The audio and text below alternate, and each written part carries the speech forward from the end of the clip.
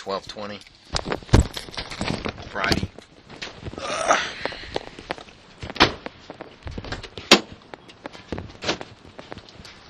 I've got my keys, yes. Okay.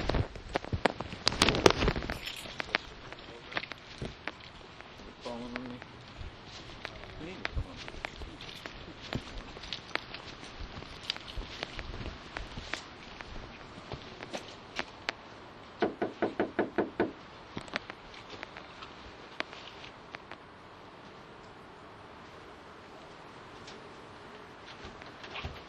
Hello, Hey, how are you? I'm fine, and how are you, sir? I'm doing all right. My name's Special Agent Matt Howard. I'm with the Georgia Bureau of Investigation. Matt, Howard, And this is Mike Yoder.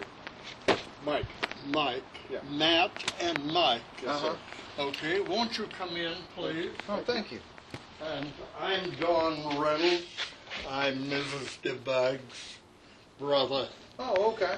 Yes, I imagine you'll want to look at these. I here. do want to look at it. Let me empty my hands here of this.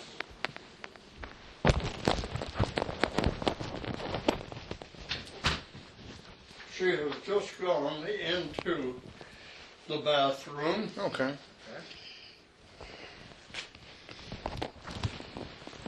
Here, I'll get out of your light there.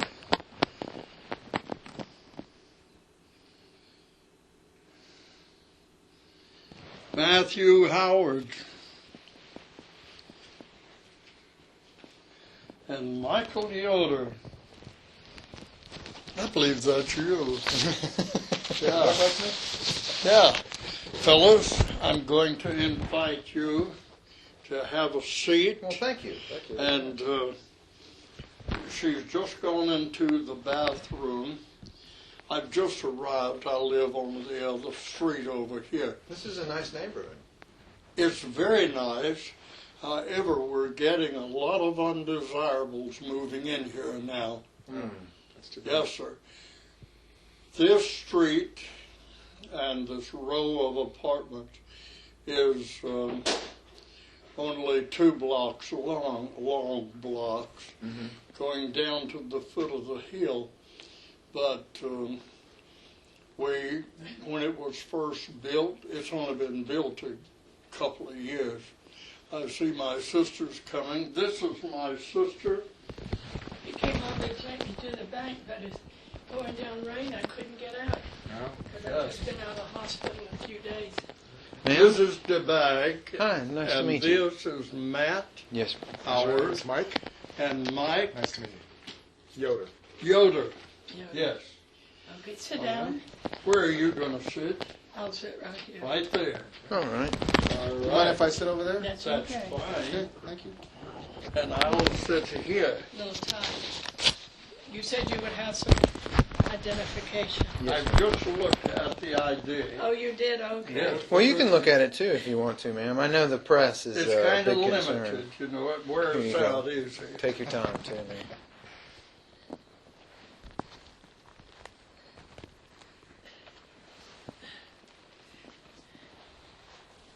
You know, I can't afford to have the media come up here because I'm on oxygen 24 hours a day and I can't talk to them. I can't entertain them. I can't have them in. Sit down. Now, I know your feeling, actually, ma'am. I don't like having Tilt to. that blind just a little bit, Dylan. ma'am. Tilt the blind a little bit if you Yeah. can. I can't see anything of the light behind it. Okay, that's fine.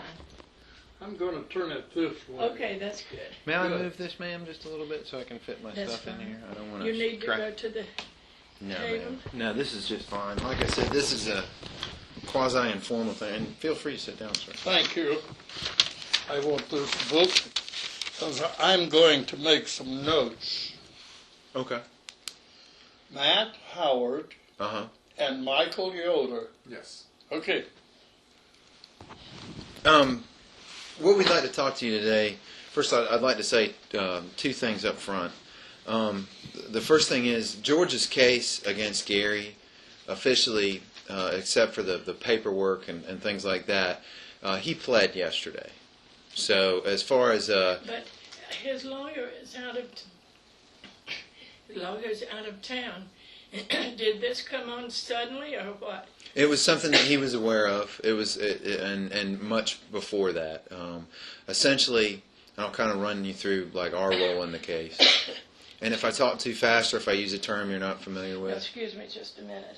Can I get you some?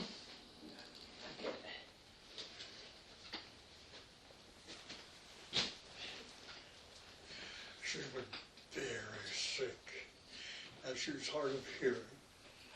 But she has been very, very. In fact, I talked with the doctor. I didn't think she was going to make it. well, I'm glad she did. Yeah. Did she tell you she has cancer? Yes, sir. Yeah.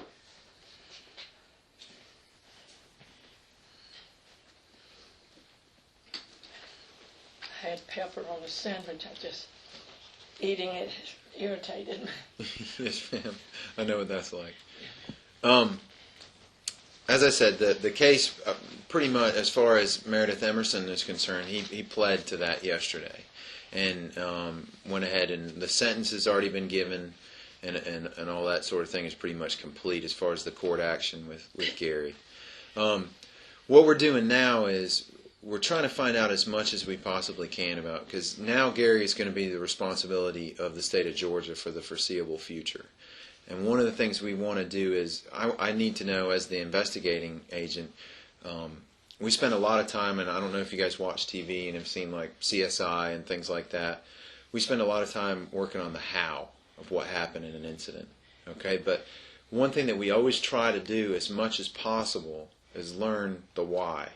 The how is the stuff that you see usually in court for the most part. The why is something that we need to know, both for Gary, for us, and now that the fact that he's kind of in our care as far as the state of Georgia for, like I said, for the foreseeable future. The how is something that we need to know for his future, for the future of people around him, and also for other people. The how can kind of help us figure out, things as far as what situations might, be disegregious to him, things that he might not like to be around, that sort of thing, so we can kind of monitor him in those type of situations. One thing I want to say, and I don't know what you guys have heard on the news, but we hear very limited, here, just what they put on CNN. Okay. As far as the case is concerned, Gary did what he did, and he admitted to it, and gave us a lot of details about the case.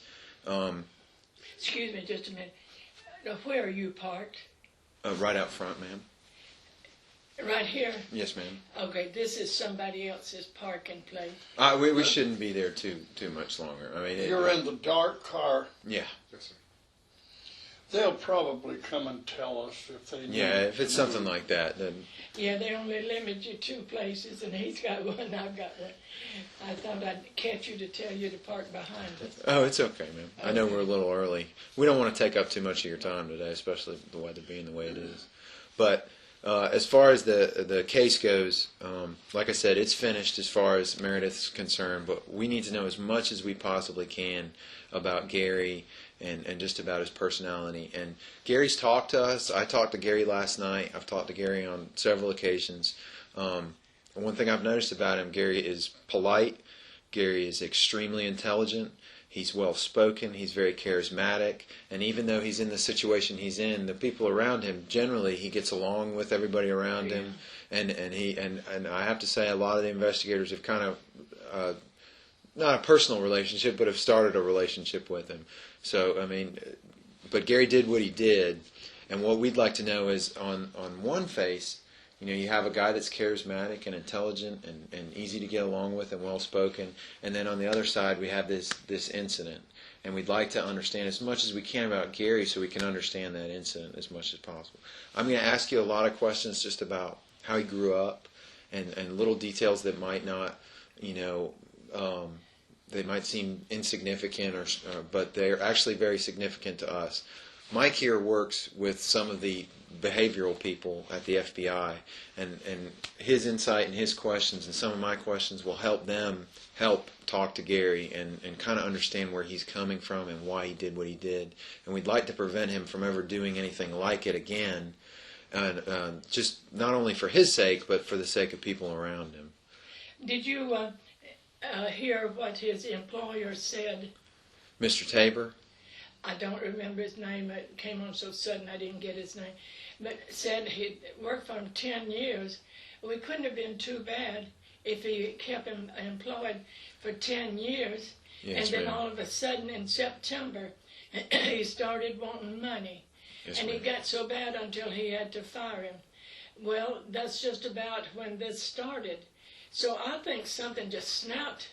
About Yes, ma'am. And time. that'll be some of our questions. Actually, will be, and towards the end of this, I'm going to have some very specific questions about that Yeah, it's just individual not there. in his nature.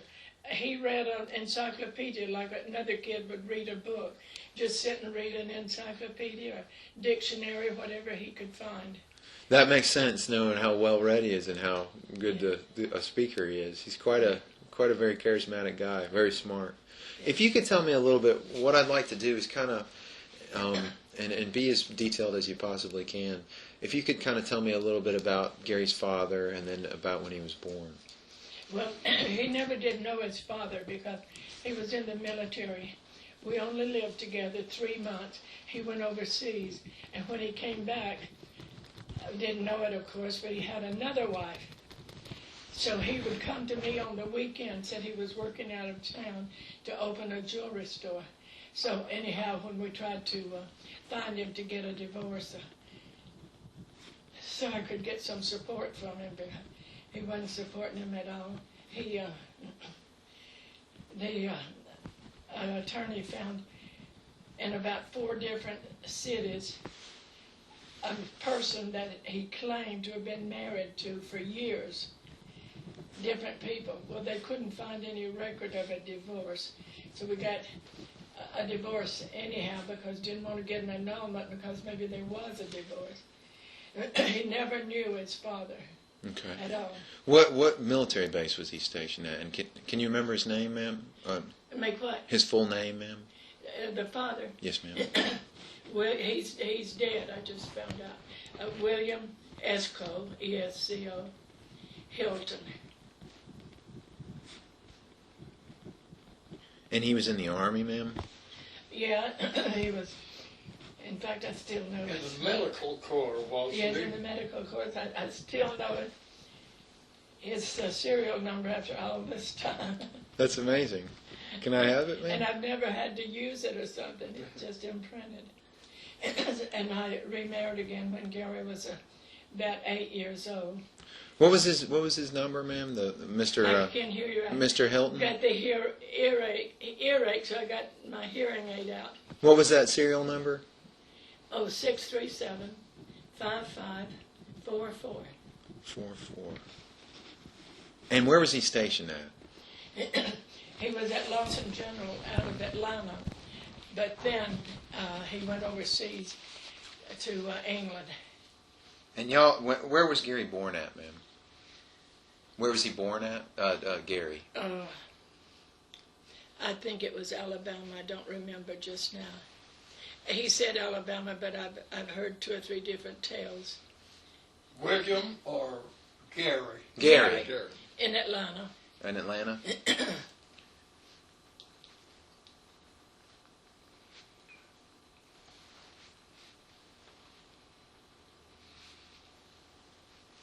From about the time before you remarried, was it just you and Gary? Yes, up until Gary was about 8 years old. Did you guys stay in Atlanta? No, my work transferred me down to Tampa. Tampa? Uh-huh. What'd you do, ma'am? I was a supervisor in a Venetian blind factory. Oh, neat. So after the problems with William, then you guys decided to move to Florida when you got transferred? Yeah, you know how it is. People feel sorry for poor Cleo. Her husband left her with a child to support. I couldn't take it, so when the company offered to transfer me, I transferred. Took the opportunity Yeah. there.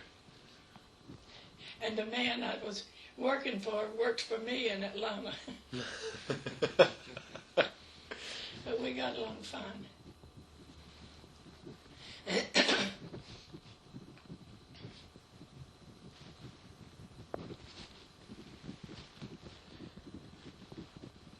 As far as that arrangement, did you guys live in an apartment, or did you guys have a house, or An apartment. an apartment?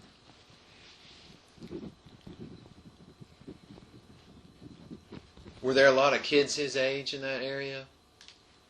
I put him in in a daycare at first after school, but it didn't work out. So I put him in the boys' club near my work, and then I would pick him up after work. Why didn't the daycare work out? Did he just? I don't know. He locked himself, or the door locked in the bathroom, and he cried and banged for over an hour to get out. So I wouldn't let him go back there if they don't give any more attention than that. Yeah.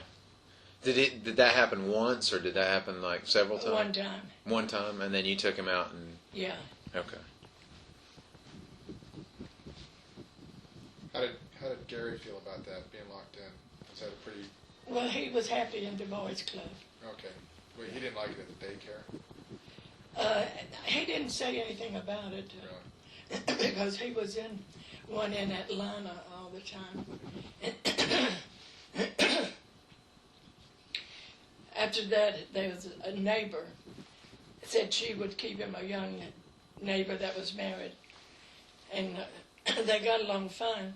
But one day the husband was acting smart and was at a park, and he picked Gary up, pretended he's going to throw him in the pit with the alligators, and just scared Gary to death.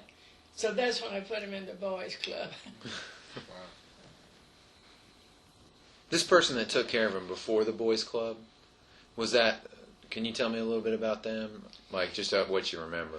And how long did they take care of him? Maybe 6 months. Okay.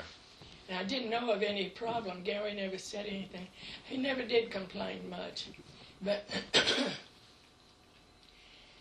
I can't remember their name now. Oh, it's okay, man. I can't remember. Was it a male, female, old? How much older? They weren't very old. She had a baby about 2 years old, I guess. And the man seemed to be a good influence around Gary. Did Gary like him, or He never said anything about him. He either way? never minded going over there.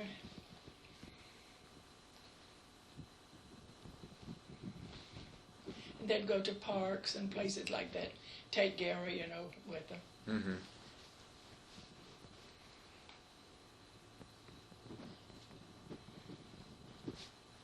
But what happened with the whole alligator thing? Just With what? the alligator thing, ma'am? I don't know. The wife even came and told me, and told me, she said, I think it'd be dangerous for Gary to stay with him because he got so upset until Al, her husband, was upset too and ashamed to face me. Okay. And what do you know about that incident? Did he just pick him up, or was it a He picked him prolonged up, thing? held him over his head, and kept pretending he was going to throw him in the pit. Okay.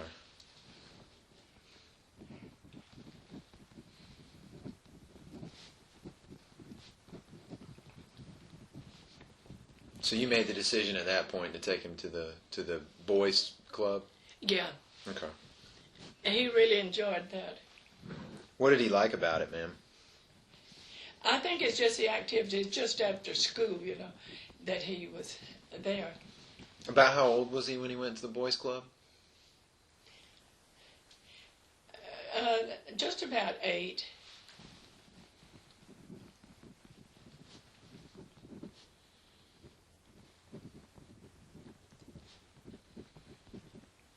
Did he have a lot of friends there? He seemed to have. So you say he enjoyed going to the boys' Yeah. club?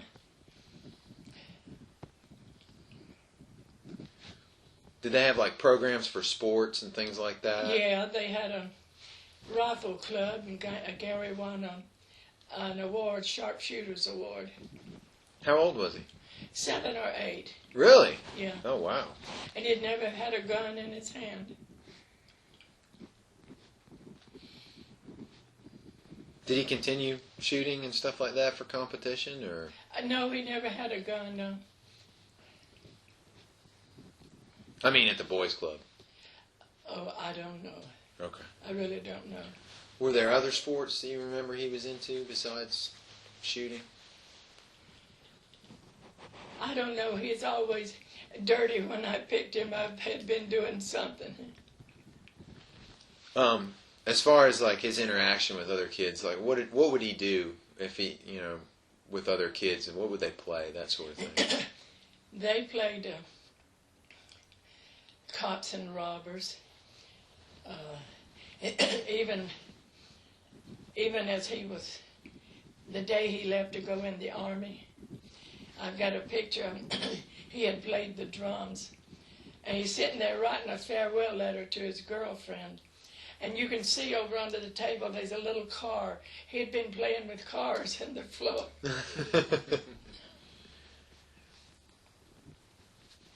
Very imaginative. Yeah. But he was quiet, though. He wasn't rowdy. As far as when he was about like 8, was he when he first started going to the boys' club? Was he? Did you get the sense that he had a lot of friends there, or did he keep to himself? Oh, okay. Was he outgoing, or? Yeah, and in the daycare in Atlanta also, because we had to meet with the teachers once a month, and they would tell us how they were doing, and she said that he was. When did you guys move back to Atlanta? Didn't move back to Atlanta. I married while I was there, and my husband had race horses, and we traveled a lot with the horses. Okay. So is that when he went to school in daycare He had in to Atlanta? change schools sometimes. Okay. Can you tell me about your second husband? Can you tell me about the guy that owned the race horses that you married? Is that your second husband? He, I don't understand what you said. I can't hear too good. Nilo. Yeah, Nilo what? Okay, he wants to know about Nilo. About him? Yes, ma'am. And the horses, you mean? Well, just how you met and stuff like that. How old was Gary when you met Milo and all that? 9. And Gary liked the horses. I would go out and help my husband sometimes if he was short of help, and get back before Gary got out, because we had to go at 5 o'clock, So one day I was sick, and my husband heard Gary moving around in the other room. And he says, "What are you doing?" He says, "Well, I'm going to go help you. Mom can't go." And he went out and helped him, came back and got ready for school. And he did so well, my husband got him to go every morning. Did he like that? Oh, yeah. He liked working with the animals, or? Yeah, he really did. He would put on anybody's big old rubber boots that was in the barn there. Go slopping around those big old boots.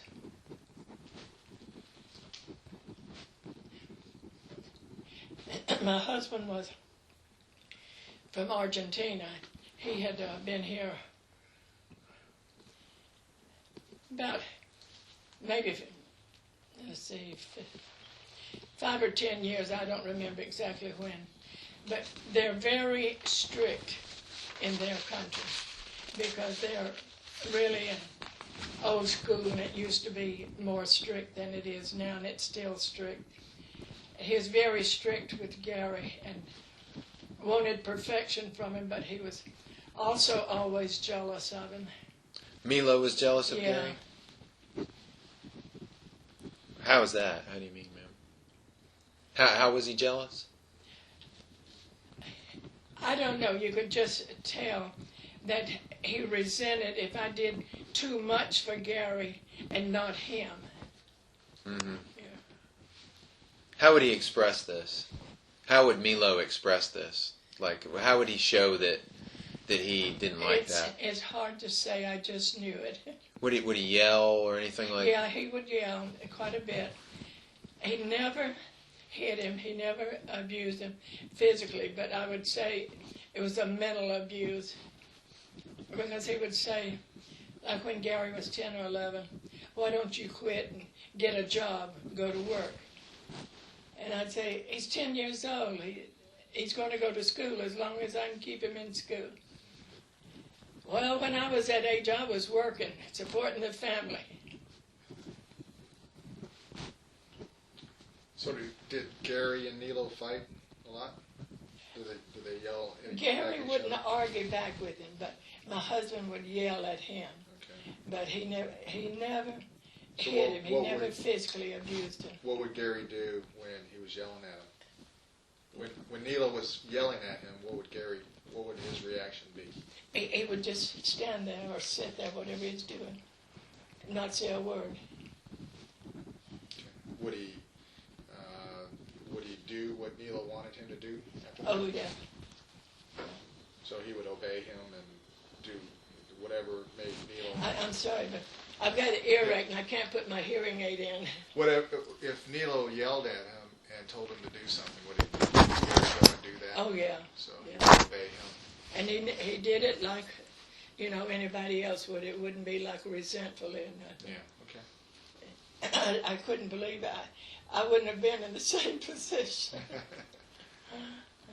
Was he abusive towards you, ma'am? I mean, was Milo, did he ever hit you or anything like that in front of Gary? No. But would he yell at you? He would yell, but and as soon as he yelled out and said what he wanted to say, then he'd say, "I'm sorry, I'm crazy when I get mad. Don't pay any attention to him." He'd always say something like